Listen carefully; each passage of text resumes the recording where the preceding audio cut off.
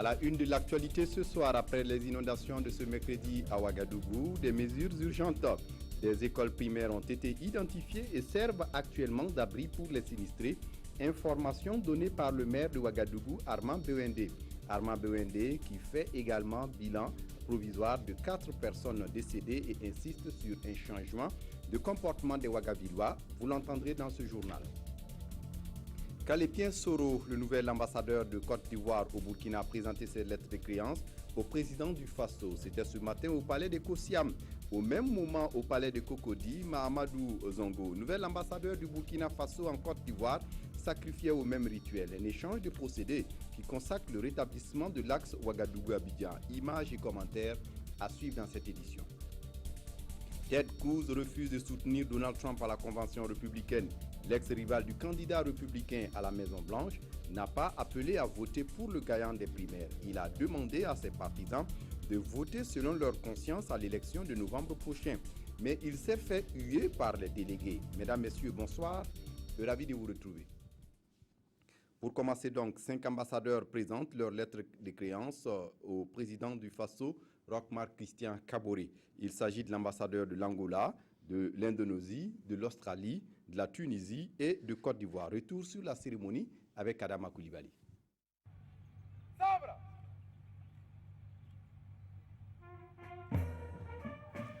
Il est 10 heures lorsque l'ambassadeur extraordinaire et plénipotentiaire de la République d'Angola auprès du Burkina Faso foule le tapis rouge de Kosiam.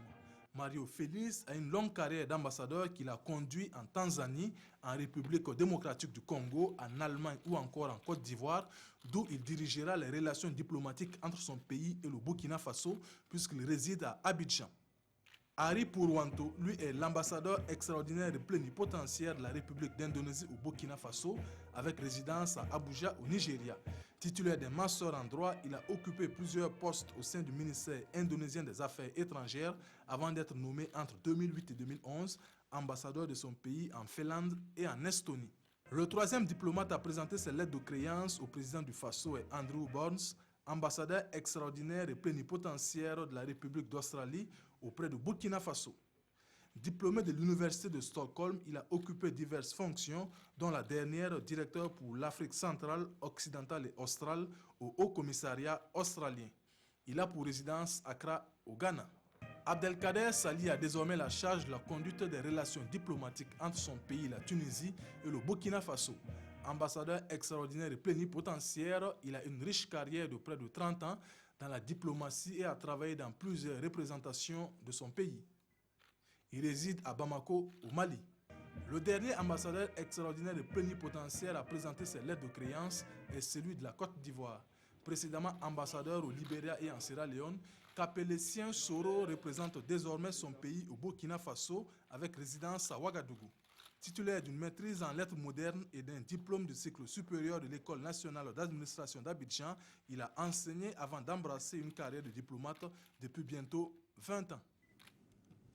Au même moment, l'ambassadeur de Côte d'Ivoire présentait ses lettres de créance au président Roch-Marc Christian Kaboré à Ouagadougou. Une cérémonie similaire se déroulait à Abidjan.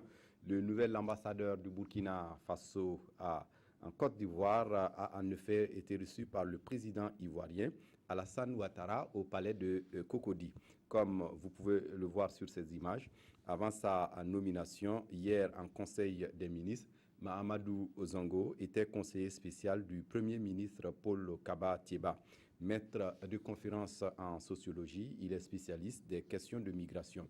Marié et père de 3 enfants, il a désormais la mission d'œuvrer à la normalisation et à la dynamisation de l'axe Ouagadougou-Abidjan. Merci à la RTI pour ces images. Au carnet d'audience du président du Faso, la coordinatrice du système des Nations Unies au Burkina a été reçue ce matin par Roch-Marc Christian Kaboré. Elle est allée faire le point des engagements du Burkina Faso vis-à-vis des objectifs du développement durable. À sa suite, le président du Faso a aussi accordé une audience aux représentants résidents de la Banque mondiale au Burkina. Cheikh Kanté est allé discuter de PNDS avec Roch-Marc Christian Kaboré. La synthèse avec Moumouni Soubega. La paix et la gouvernance, des priorités qui tiennent à cœur le système des Nations Unies. Au palais présidentiel de Kosiam, la coordinatrice résidente du système des Nations Unies au Burkina, vient aborder ces questions avec le président du Faso. Comment faire en sorte que le pays, étant donné qu'il y a eu adoption du PNDS, que le programme de développement social et économique soit mis en œuvre. Le deuxième point, c'était autour de l'importance de l'institution telle que le Haut Conseil pour la réconciliation et l'unité nationale. Le troisième point s'agissait justement des engagements du Burkina Faso au niveau global, mais surtout pour la population. Le représentant résident de la Banque mondiale au Burkina, lui, a parlé développement avec le président Kaboré. L'institution de Bretton Woods annonce son soutien au pays des hommes intègres à travers le PNDES, considéré par la Banque mondiale comme un référentiel de qualité. Nous sommes prêts à accompagner ce document, donc sa mise en exécution, qui doit donc passer très bientôt par l'organisation d'une table ronde des bailleurs de fonds et des investisseurs, donc pour assurer son financement. Le représentant résident de la Banque mondiale félicite de ce fait le Burkina pour avoir élaboré ce référentiel de développement, un document qui prend en compte les attentes du peuple burkinabé selon Cheikh Kanté. On en vient à présent à la page entretien de ce journal. Hier en Conseil des ministres, le gouvernement a adopté le plan national de développement économique et social PNDS pour la période 2016-2020. Le gouvernement compte sur la mise en œuvre du PNDS pour réformer les institutions et moderniser l'administration, mais aussi développer le capital humain et dynamiser les secteurs porteurs pour l'économie et l'emploi. Tout cela fait beaucoup et pour comprendre davantage, le ministre de l'économie, des finances et du développement est notre invité. Adizatou Rosine Koulibaly, bonsoir. Bonsoir. Merci de venir répondre à nos questions. Question simple, qu'est-ce que le PNDS? Merci beaucoup. Je voudrais d'abord vraiment vous remercier et pour l'occasion que vous m'offrez pour parler, pour m'entretenir un peu avec vous et bien sûr avec les téléspectateurs sur le PNDS, qui est le Plan national de développement économique et social.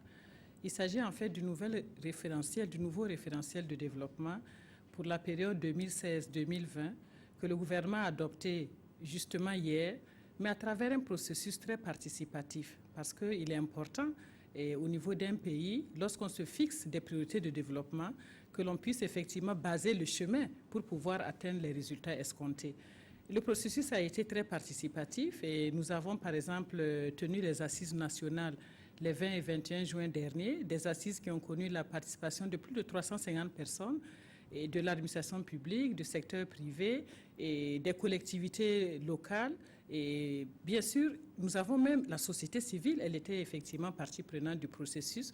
Nous avons même à distance consulté la diaspora qui a pu aussi nous donner les contributions et les partenaires techniques et financiers du pays. C'est donc pour dire qu'à partir du programme présidentiel, nous avons été instruits, mon ministère et avec bien sûr toute la participation du gouvernement, d'élaborer ce référentiel à partir duquel le gouvernement va travailler pour pouvoir atteindre les programmes et les priorités qui avaient été déjà identifiées et définies dans le programme présidentiel.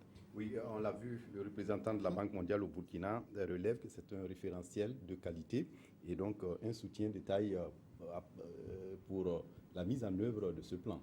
Oui, bien sûr. En tout cas, je suis heureuse de dire que nous devons être fiers de ce document, de son contenu d'abord. Non seulement le processus a été inclusif, mais la qualité du document. Et nous avons vu ce qui se fait dans d'autres pays. En tout cas, je peux dire ici que c'est un des documents de très bonne facture que le pays effectivement a eu à produire.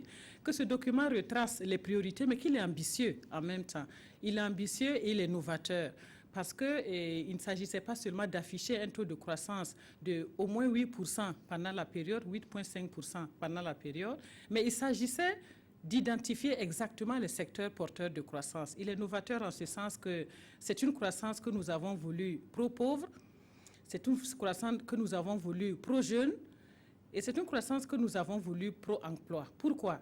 On s'est rendu compte par le passé que le Burkina avait atteint des taux de croissance de plus de 6%, mais malheureusement, la pauvreté est restée massive. Et donc, la croissance n'a pas profité à la majeure partie de la pauvreté.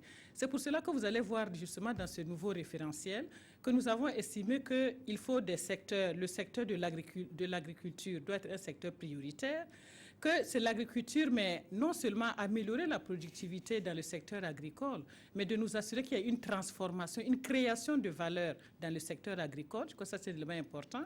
Nous avons pensé que la question des infrastructures et de l'énergie, c'était des facteurs bloquants sur lesquels nous sommes en train de mettre l'emphase. Mais l'énergie, pas l'énergie, seulement l'accès à l'énergie, mais l'énergie propre. Ce qui fait que nous sommes aussi en phase avec les priorités au niveau international, parce que de plus en plus, nous sommes rendus compte qu'avec les questions de changement climatique, c'est d'ailleurs l'occasion aussi de regretter en tout cas tout ce qui se passe en matière d'inondation et les difficultés dans lesquelles se retrouvent certaines populations. Donc toutes ces questions d'économie verte sont prises en compte effectivement, et la question de technologie de l'information et de la communication, parce que ce sont aussi des secteurs novateurs qui peuvent donner des opportunités aux jeunes. Donc voilà un peu, j'allais dire, le socle de ce programme. Ça, c'est un peu l'axe croissance inclusive, promotrice d'emploi. Ça, c'est le premier axe. Mais nous avons l'axe aussi du capital humain. Capital humain en ce sens qu'il faudrait bien sûr que ce soit l'être humain qui porte le développement. Et en ce sens, nous sommes amenés à répondre aux besoins de la population en matière d'éducation, en matière de santé et d'accès à l'eau potable, mais en matière de formation, mais une formation qualifiante qui leur permet effectivement d'accéder à des emplois. Donc ça, c'est un aspect important. Et il y a aussi, bien sûr, la question de la gouvernance. Et vous avez vu toute la dynamique qui a été imprimée au niveau du gouvernement, selon bien sûr les instructions du chef de l'État et du chef du gouvernement.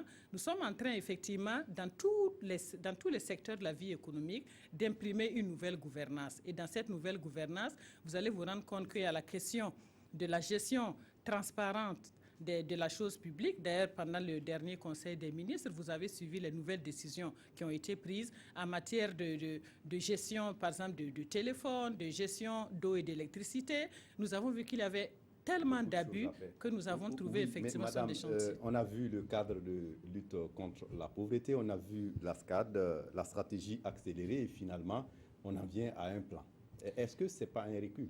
Bien, justement, ce qu'il faut savoir d'abord, il faut prendre la situation de départ. Vous ne pouvez pas planifier. D'abord, il faut savoir naturellement où vous voulez aller, mais en sachant là où vous voulez aller, il faut savoir d'où vous partez pour baliser. Vous allez voir dans le PNDS que nous avons pris la situation de départ et nous nous sommes rendus compte, le bilan de la SCAD a été fait parce qu'il aurait été quand même un peu difficile pour nous de juste dire oublions tout et nous partons à zéro. On a tenu compte de ce qui a été fait, on a bâti sur ce qui était bien, mais on a essayé de laisser ce qui était moins bien. Ce qui était moins bien, c'est quoi? La SCAD, dans son élaboration, s'est présentée en fait comme un document d'addition des desiderata et des demandes des différents secteurs d'activité. Ce n'est pas comme ça qu'on fait le développement. Au niveau du développement, vous êtes obligé de vous fixer des objectifs et de voir la meilleure manière d'atteindre ces objectifs. C'est ce que nous avons fait comme exercice. C'est pour ça qu'il y a eu un cadrage au niveau du budgétaire, d'abord au niveau des priorités, et nous avons essayé de voir si nous voulons atteindre un taux de croissance de 7,7 à 8%, quels sont les secteurs sur lesquels nous allons travailler, mais tout en nous disant que nous voulons des secteurs qui vont créer de l'emploi. Ça, c'est quand même un choix politique fort que nous avons voulu effectivement imprimer. Et ceci dit, donc, nous avons fait des affectations au niveau des secteurs, c'est-à-dire a priori. A priori, nous avons dit, tel secteur d'activité, voilà le niveau d'investissement que vous devrez atteindre pendant la période pour pouvoir inverser la tendance actuelle. En somme, du réalisme par rapport à la politique que vous voulez mener dans les 5 ans à venir. Mais Madame le ministre, comment ce plan sera financé? Bon, bien sûr, chaque plan, effectivement, appelle des besoins de financement. Et je voudrais d'ailleurs remercier les partenaires techniques et financiers. J'ai vu que la Banque mondiale était partie au palais pour rendre visite au chef de l'État. La Banque mondiale a décidé de nous accompagner au niveau de l'organisation d'une table ronde des partenaires techniques et financiers. C'est important de dire que la table ronde, c'est en fait un rendez-vous d'échange d'abord. On a annoncé la rencontre pour septembre prochain. Non, c'est le dernier trimestre de l'année 2016, c'est ce qu'il faut retenir, parce qu'il y a des réglages de salles, de disponibilité, etc. Donc, en tout cas, c'est le dernier trimestre de l'année. Donc, la Banque mondiale s'est prononcée pour nous accompagner comme chef de file, et elle va fédérer, puisque c'est la banque, elle va fédérer les autres partenaires pour nous accompagner dans l'organisation de la table ronde. Mais nous avons tenu à dire que c'est d'abord notre plan à nous. Donc, c'est à nous-mêmes mobiliser les ressources intérieures pour pouvoir financer ce plan. Ce plan sera financé à plus de 60% par des ressources propres, ce qui nous interpelle, vous et moi et tous les spectateurs, pour que nous contribuions au financement de ce plan. La table ronde donc va permettre de discuter des priorités, mais va permettre aussi de lever des financements avec les partenaires techniques et financiers. Il y a aussi des partenariats que nous allons nouer avec le secteur privé, les partenaires publics-privés. Bien sûr, il y a le secteur bancaire, il y a le secteur aussi et le financement innovant. Par exemple, le financement dans le secteur de l'environnement, il y a des fenêtres qui sont là au niveau international. Nous allons essayer effectivement d'exploiter cela. Nous avons vu des pays qui ont mobilisé des ressources, qui ont financé des projets sur la base des contributions de la population. Donc nous avons une stratégie de mobilisation de ressources qui est adossée à cela. Donc la table ronde elle-même sera un grand rendez-vous, mais au-delà de cela, nous allons dérouler toutes nos stratégies. Merci à vous, Madame Hadizatou Rosine Koulibaly, ministre de l'Économie, des Finances et du Développement, d'être venue nous parler du PN2S, le Plan national de développement économique et social, le nouveau référentiel en matière de développement du Burkina. La Banque agricole du Burkina, bientôt une réalité. Le projet était au centre d'une rencontre ce matin à Ouagadougou. Experts, techniciens et autres banquiers étaient conviés ce matin à une rencontre pour réfléchir au contenu du projet, mais aussi à une feuille de route. Abdelaziz Yadibou. Une décennie durant, ils ont toujours appelé de tous leurs vœux à la création d'une banque spécialisée orientée vers le financement de l'agriculture. Aujourd'hui, les acteurs du monde rural voient les fondements de cette banque de tous leurs espoirs en passe d'être posés. Après des réflexions menées sur le projet par un groupe d'experts, cette réunion de tous les acteurs impliqués intervient comme une étape importante du processus. Seulement 15% des producteurs bénéficient des crédits bancaires. De même, la part des concours consacrés au secteur agricole ne représente que 3,5% du total des financements bancaires au Burkina Faso. Le groupe d'experts à qui vous avez confié la tâche de jeter les bases de ce projet a fait du bon travail, un excellent travail, et m'a rendu compte régulièrement de l'avancée des travaux en tenant compte de mes orientations.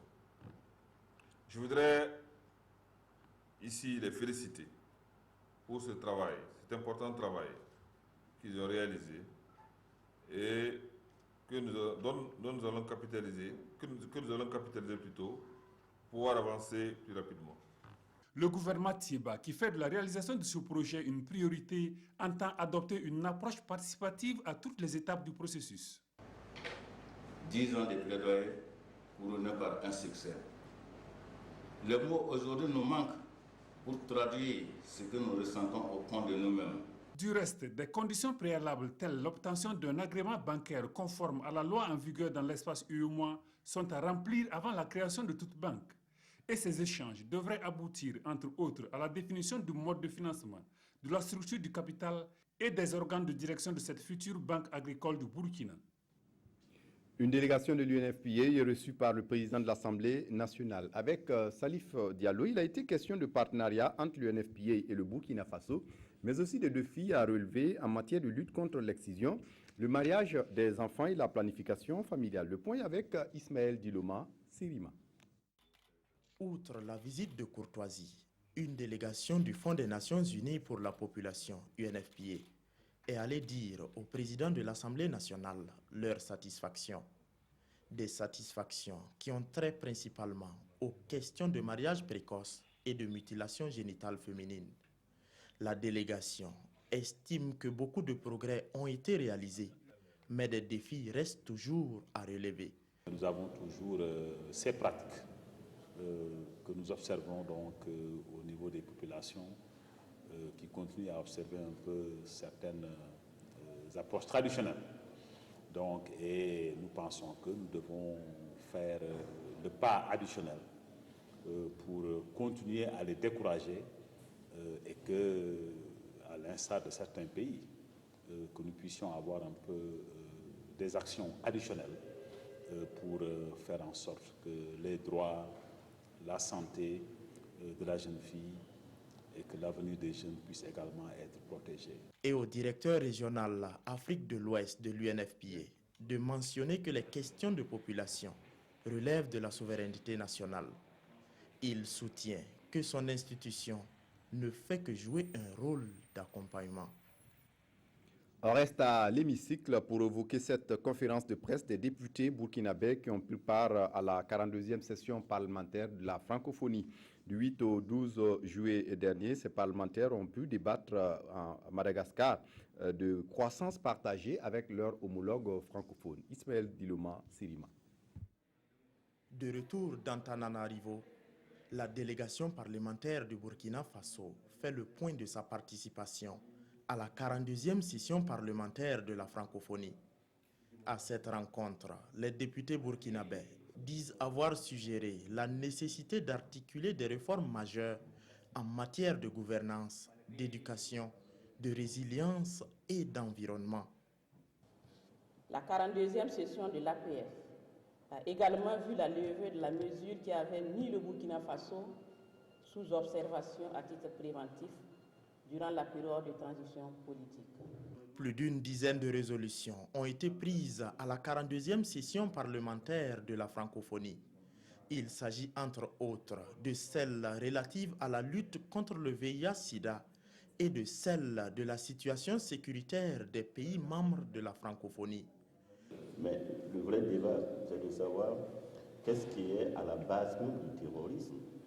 Qu'est-ce qui crée aujourd'hui des situations de terrorisme. Donc, il ne faut pas occulter le problème avant de prendre des résolutions pour dire qu'on va s'attaquer à un phénomène si on ne le maîtrise pas. À l'issue des différents travaux, le réseau des femmes parlementaires de la francophonie prévoit tenir sa prochaine réunion au Burkina Faso courant septembre-octobre 2016. Je vous le disais, en titre après les inondations de mercredi à Ouagadougou, le maire de la ville de Ouaga était face à la presse ce matin. Il a surtout été question du bilan provisoire des dégâts causés par la catastrophe, des habitations effondrées et de nombreux dégâts matériels. On déplore la perte de 4 personnes pour Arma Bewende. Il est urgent d'entreprendre des actions énergiques. Et comme mesure d'urgence, des écoles primaires ont été identifiées et servent actuellement d'abri pour les sinistrés. Lazare Pouya. Ces inondations nous rappellent la forte pluie de la nuit du 19 au 20 juillet dernier à Ouagadougou. Tous les arrondissements de la ville de Ouagadougou ont été touchés par les inondations. À ce jour, plus de 2000 ménages ont été touchés par les inondations et on déplore 4 décès. À l'arrondissement 6, le cimetière n'a pas été épargné par les inondations et des actions urgentes sont en cours à ce niveau. Principale cause de ces inondations, les caniveaux bouchés par des ordures de toutes sortes et l'occupation anarchique de certains caniveaux. Face à cette situation, le maire de la ville de Ouagadougou, Arma Bewende, a rencontré ce matin les hommes de médias. Le message que nous avons voulu faire passer au public à cette conférence de presse, c'est lancer un appel à l'adhésion à l'opération de curage de caniveaux et également sensibiliser les médias sur cette question pour qu'ils nous aident à relayer l'information afin que l'opération qui va être lancée ce week-end, les gens puissent sortir massivement pour aider les jeunes qui ont été recrutés dans le cadre de la haute intensité à main-d'œuvre et qui vont être le fer de lance de cette opération. Et il va falloir que l'adhésion soit vraiment suffisante. Tous les sinistrés ont été pris en charge dans les écoles et les lycées. 1110 jeunes du projet IMO haute intensité de main-d'œuvre seront mis à contribution dans l'opération de curage qui sera bientôt lancée. Arma Bewende appelle les Burkinabés au civisme, au changement de comportement et à la solidarité. Et ce soir, après ce journal aux environs de 21h, l'émission de débat contradictoire controverse revient sur ces inondations. Il s'agit pour Simon Gongo et ses invités de revenir sur les faits, mais aussi sur un certain nombre d'interrogations, notamment sur les mesures prises à l'époque pour remédier à la situation, surtout en 2009. Pourquoi la récurrence des inondations à Ouaga? Est-ce qu'on a vraiment tiré leçon des inondations de 2009? Controverse lance donc le débat ce soir à partir de 21h. Et je vous propose ici la réaction de quelques Ouagavillois et à ce propos. Chaque année, il faut reloger les gens dans les écoles, il faut voir où les loger. Les gens sont presque assis dans des marigots, dans des non-lotis. Et comme l'État ne veut pas prendre ses responsabilités, ne veut pas avoir le courage de déguerpir les gens. On les laisse là-bas et chaque année, il faut dépenser de l'argent pour des sinistrés. Ah, le 1er septembre, en tout cas, ça nous a trop coûté cher. Mais au niveau des inondations, là, c'est de faire vider les fossés et puis de voir les caniveaux là, faire élargir, puisque ce n'est pas la première fois que ça nous arrive. Voilà, rendez-vous à 21h sur la RTB pour Controverse. En politique, le parti Burkina Irois a 1 an aujourd'hui, un anniversaire célébré avec les journalistes jeudi à Ouagadougou. Il a surtout été question du bilan d'une année de fonctionnement. Les premiers responsables du parti sont satisfaits de leur bilan. On apprend qu'aux élections municipales de mai 2016, le parti a obtenu 42 élus. Estelle Judith Sogba. Au plan politique, le parti Burkina Irois se réjouit des résultats obtenus lors des échéances électorales. Aux législatives, même s'il n'a obtenu aucun poste de député, le parti s'est classé 18e sur 99 concurrents. Présent dans 21 communes lors des municipales, il a obtenu 42 élus et a occupé la 14e place sur 85 adversaires. Un bilan jugé positif par la direction du parti, mais estime que de gros efforts restent à fournir. Il y a que nous avons fait une rupture avec d'anciens camarades dans une période qui n'était pas favorable pour les élections, à quelques mois des élections. Et tout ça, ça fait que nous n'avons certainement pas eu les résultats qu'on aurait voulu, parce que nous ne nous attendions pas à créer une organisation. Nous l'avons fait à notre corps défendant, mais nous pensons pouvoir évoluer assez rapidement. Le parti s'est aussi prononcé sur le passage à la 5e République. Pour le président, ce passage est politiquement justifié pour tenir compte de l'expérience de la 4e République ainsi que des aspirations à une démocratie plus réelle et crédible. Nous avons vu qu'il y avait une dérive autocratique, une dérive presque parentale, et tirant leçon de ça, il nous faut trouver un texte de base qui nous empêche d'aller dans ce sens-là. Et ensuite, il faut ajouter, il y a le CNT qui a modifié certains textes, par exemple par rapport à l'article 37, etc. Il va falloir réintroduire ça dans une constitution pour lui donner une base beaucoup plus solide. Membre de l'alliance des partis de la majorité présidentielle, Burkina Irois a aussi donné sa lecture de la politique intérieure et extérieure. Sur ce point, le parti note des acquis positifs, notamment dans les domaines sociaux de la santé et de l'éducation. Il estime que l'accent soit mis sur la justice, la sécurité et l'amélioration des conditions de vie et de travail des populations. Ted Cruz refuse de soutenir Donald Trump à la convention républicaine. L'ex-rival de Donald Trump aux primaires républicaines, Ted Cruz, a infligé un camouflet mercredi aux candidats à la Maison-Blanche en appelant les républicains à voter selon leur conscience à l'élection de novembre prochain. Il s'est fait copieusement huer par les délégués. Si vous aimez votre pays et vous aimez vos enfants autant que je les aime, levez-vous et parlez et votez selon votre conscience, a-t-il lancé à l'issue d'un long discours lors du 3e soir de la convention d'investiture à Cleveland. Ted Cruz met en lumière les fractures au sein du Parti républicain. En pleine convention, le sénateur du Texas défie Donald Trump, tout juste investi candidat à la Maison-Blanche. L'ex-rival du milliardaire aux primaires ne lui a pas apporté son soutien. Dans son discours, il met l'accent sur la liberté des partisans républicains. Si vous aimez votre pays et aimez vos enfants autant que je les aime, levez-vous, parlez et votez selon votre conscience. Votez pour des candidats auxquels vous faites confiance pour défendre vos libertés et respecter la Constitution. Réaction immédiate, une immense bronca dans la salle et des délégués qui scandent le nom de Trump. C'est le moment choisi par le nouvel homme fort du Parti conservateur pour apparaître. On est loin de l'image d'unité recherchée par son équipe. L'ancien speaker de la Chambre des représentants a volé au secours du milliardaire. Je pense que vous avez mal compris un passage de Ted Cruz qui est un superbe orateur. Je veux simplement vous le signaler. Ted Cruz a dit que vous pouvez voter selon votre conscience pour tous ceux qui respecteront la Constitution. Dans cette élection, il n'y a qu'un seul candidat qui respectera la Constitution. Également à la tribune, Mike Pence, officiellement colistier de Trump et donc possible futur vice-président. Il apporte un certain équilibre au ticket républicain. Mais pour de nombreux délégués, il est toujours difficile de concevoir que Donald Trump représentera leur parti à la présidentielle. En sport, le Rail Club du Kadiogo s'est qualifié cet après-midi pour la finale de la Coupe du Faso. Le RCK obtient son ticket grâce à une victoire de 2-1 sur l'Asfa Nyenega. Le résumé de la rencontre avec David Bangba.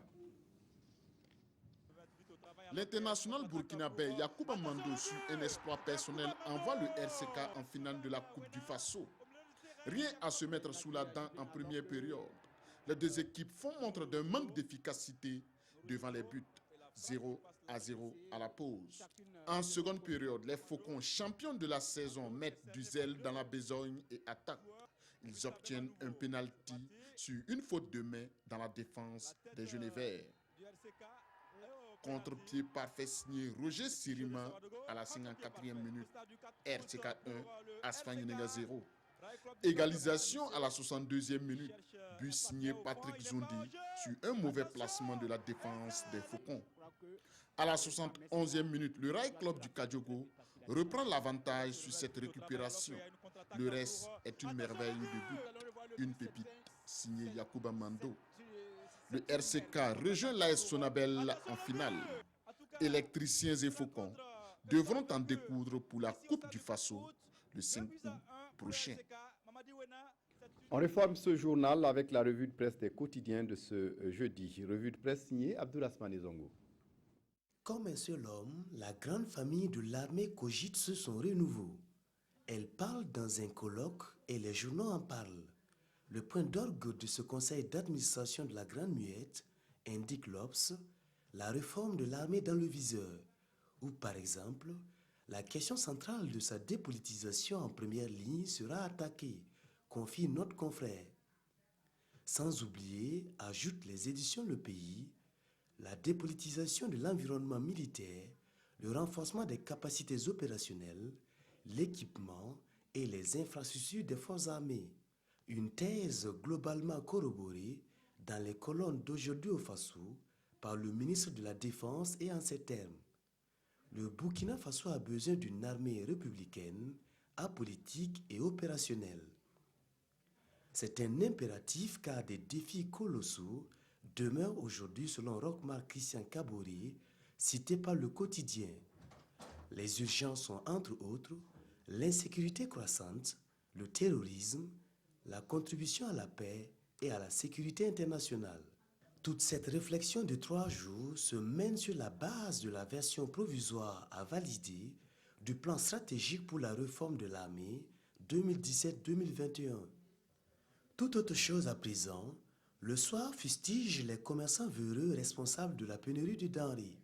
Selon le journal, ces derniers, dans la casquette de nécessiteux, se ravitaillent de vivres à la Sonagès et revendent dans les petits marchés. Retrouvez tout à l'heure Simon Gongo et ses invités pour Controverse. Et c'est la fin de cette émission. Merci de votre attention. Très bonne suite du programme sur la RTB. Au revoir.